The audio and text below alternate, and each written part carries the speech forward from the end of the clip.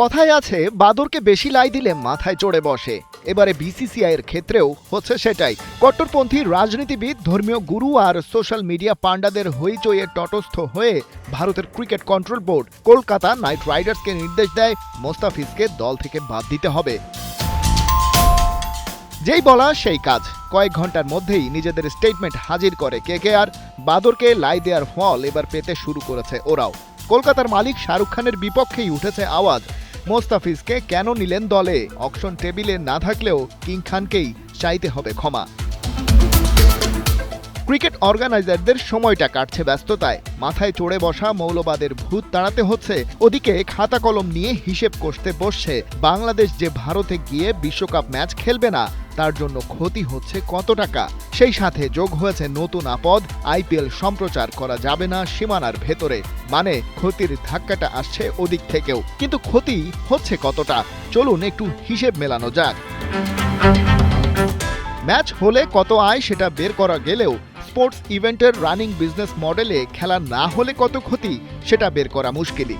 প্রভাবশালী ভারতীয় দৈনিক আনন্দবাজার পত্রিকা এস্টিমেট করার জন্য 3টা সম্ভাব্য সিচুয়েশন ধরে নিয়েছে।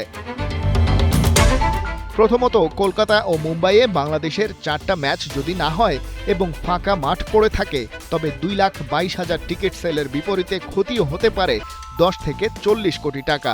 যদি টিকিটের দাম 500 থেকে 1500 ধরা হয় আর সেল থাকে 60 থেকে 90%। এস্টিমেটেড দ্বিতীয় পরিস্থিতি নির্ভর করছে আইসিসি আর বিসিসিআই এর ডিলের উপর। ম্যাচ যদি রিপ্লেসড হয় তবে ক্ষতি অনেকটাই কমে আসবে। আর তৃতীয় সিনারিও হতে পারে ম্যাচের তারিখ পরিবর্তন করে ভেন্যু রিসিলেকশন। সেক্ষেত্রে ক্ষতির হাত থেকে বাঁচতে পারে বিসিসিআই, যেটা আইসিসির জন্য নট আ বিগ ডিল।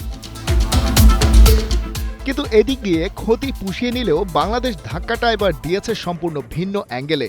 বিশ্বকাপের পরে হবে আইপিএল, যেটা করা যাবে না সম্প্রচার। তথ্য মন্ত্রণালয় থেকে এসেছে অফিসিয়াল নির্দেশনা।